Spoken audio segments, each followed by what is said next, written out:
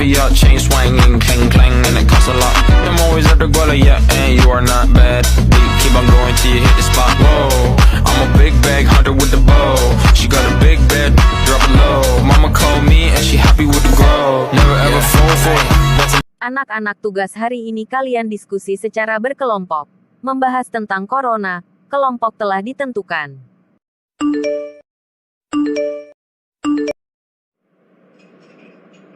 Mulai bahas yuk. Virus corona dari mana sih dan masuk Indonesia bulan apa ya? Katanya sih dari Wuhan, Cina dan masuk sekitar bulan Maret tahun 2020. Gimana si penyebaran corona? Lewat batuk atau bersin, kerumunan tanpa jaga jarak, barang yang disentuh dipakai secara umum, berkumpul di ruangan tertutup, pola hidup kotor. Apa sih yang dirasain penderita corona?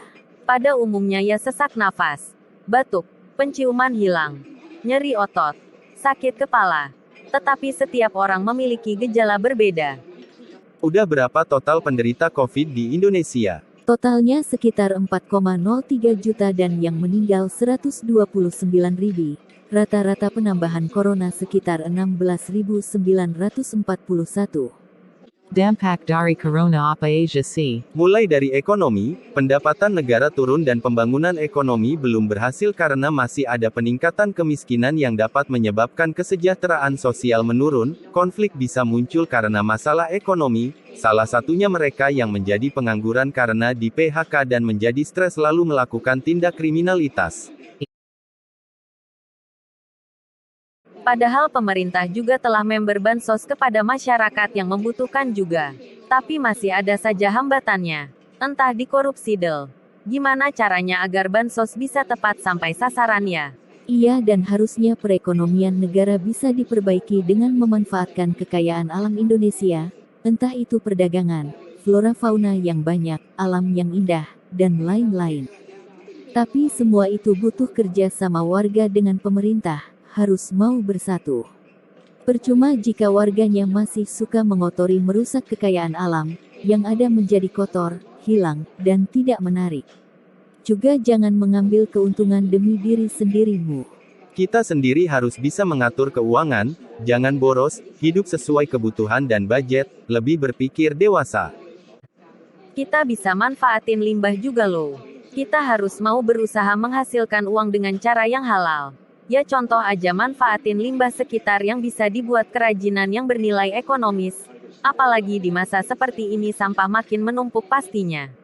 Na harus nayakan di masa seperti ini harus bersatu ya, tapi masih banyak masyarakat yang masih tidak mau kerja sama. Pak Jokowi sebagai presiden di tengah corona bukannya didukung tapi malah masih dialek-alek, dihina, dikatakan tidak bisa menangani masalah, DLL.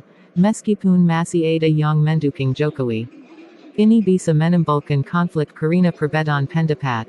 Di Indonesia orang jujur dan baik malah dihina dan tidak didukung. Bosen nih, pindah ke taman yuk. Let's go. Lanjut pembahasan yang tadi yuk, juga karena corona ada pembatasan sosial, banyak terjadi kekerasan, pencapaian belajar menurun. Iya, setiap hari di berita ada aja kekerasan. Entah berupa pembunuhan, penyiksaan. Mereka kok gak mikir ya, sestres apa coba? Ya dampak awal corona bagi banyak orang tentunya rasa bosan, stres, dan kacau. Kalian sendiri pasti ngerasain kan? Iya. Bosen jadinya kayak kacau tapi untungnya aku hobi dengerin musik sambil nyanyi-nyanyi. Lama-lama gak kerasa bosen. Juga dengan musik kita bisa luapkan perasaan kita. Apalagi ikut konser idola kita. Pasti senang banget sih. Makin banyak anak muda yang berkreasi lewat musik selama pandemik ini, habat mereka mau menjambangkan bakat. Bosen, semua sekarang serba online. Kita sekolah aja online, pasti sekolah online ada dampak buruknya, contohnya jadi lebih malas, kurang paham materinya, dan terkadang hambatan jaringan. Banyak orang tua yang memiliki perbedaan pendapat tentang sekolah online, ada yang mengatakan itu efektif dan tidak efektif. Ada yang mengatakan harusnya uang sekolah dikurangi karena anaknya tidak ke sekolah selama sekolah online. Aya, apalagi di pelajaran yang susah dipahami, salah satunya matematika. Amang gunanya apa sih belajar matematika di masa kini? Matematika berguna tahu dalam kehidupan. Ada mahasiswa yang menggunakan materi program linear untuk menemukan jarak tempuh minimal untuk alokasi pasien COVID-19 di wilayah kota Surabaya. Hasil penelitian dapat digunakan sebagai acuan kebijakan pemerintah dalam hal alokasi pasien untuk meminimasi jarak jangkau pasien serta dapat digunakan untuk prediksi beban kapasitas dari setiap rumah sakit rujukan yang telah ditunjuk. Keren ya kan? Yang penting selama sekolah online kita harus mendengarkan apa yang dijelaskan guru, jika tak paham bisa tanya Google ataupun gurunya, semua masalah ada jalan keluarnya. Iya. Untung-untung masih bisa sekolah meskipun online. Kalau kita gak ada jaringan gimana jadinya ya? Gak bisa komunikasi, ketinggalan berita, dan lain-lain.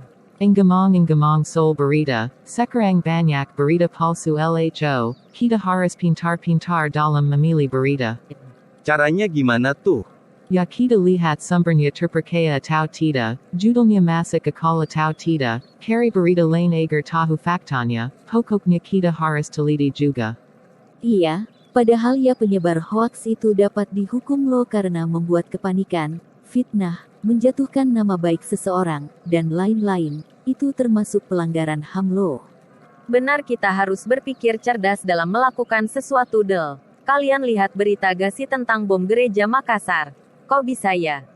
Iya lihat, katanya sih mereka gampang terpengaruh dan rasa ingin balas dendam karena konflik agama, padahal kayak gitu rugiin orang lain dan diri sendiri, tapi kalau kalian lihat mereka kan berhijab, itu bukan berarti ajaran agama mereka jelek tetapi orangnya saja, jadi jangan saling menyalahkan.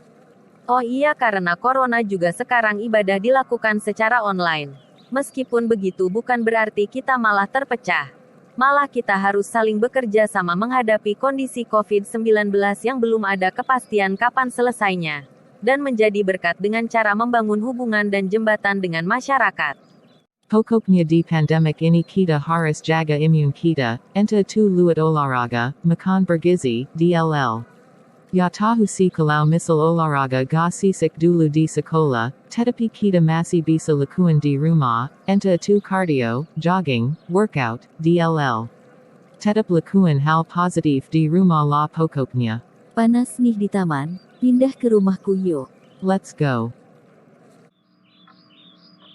Kalian kangen masa-masa sekolah offline ga? Iya kangen masa-masa sekolah offline. Iya sih tapi karena sekolah online ini bahasa Inggrisku menjadi lebih lancar. I want to ask, what will be the solution or how to prevent being exposed to corona? Adhere to the 6M health protocol. A healthy lifestyle. If possible you should not leave the house often. Anyway, the government has invited us whether it's through writing or pictures and sounds about corona. We must be able to comply. Want to work together. Unite against corona. Choose the right point of view. Don't be easily provoked by the wrong point of view. In addition, we must also have the vaccine, either the first or second dose, that is also one of the ways to prevent the coronavirus. Later if you haven't vaccinated you can't go to the mall ha. Okay, we got a lot from this discussion, tomorrow we just have to present the results of our discussion, okay? Okay, thanks for today guys. Ya udah aku pulang dulu ya. Oke, hati-hati di jalan ya. Jadi apa yang kalian dapat dari video ini? Tentang seputar virus corona, entah itu tentang dampak, penyebab lewat batuk atau bersin, kerumunan tanpa jaga jarak, barang yang disentuh dipakai secara umum, berkumpul di ruangan tertutup, pola hidup kotor, cara mencegah terkena corona, kapan masuknya corona, dan dari mana corona datang dari Wuhan pada bulan Maret tahun 2020. Dampak corona dapat menimbulkan berbagai konflik di tengah masyarakat, seperti konflik ekonomi, konflik sosial, orang harus kehilangan pekerjaan dan harus kehilangan orang yang mereka cintai. Hidup manusia tak lepas dari konflik apalagi di masa seperti ini membuat semua orang tidak bisa berpikir dengan bijaksana dan mengatasi masalah dengan emosi. Oleh karena itu di tengah pandemi yang begitu cepat penyebarannya kita harus bisa menyelesaikan masalah yang ada dengan bijaksana. Jadilah warga yang cerdas. Thanks for watching.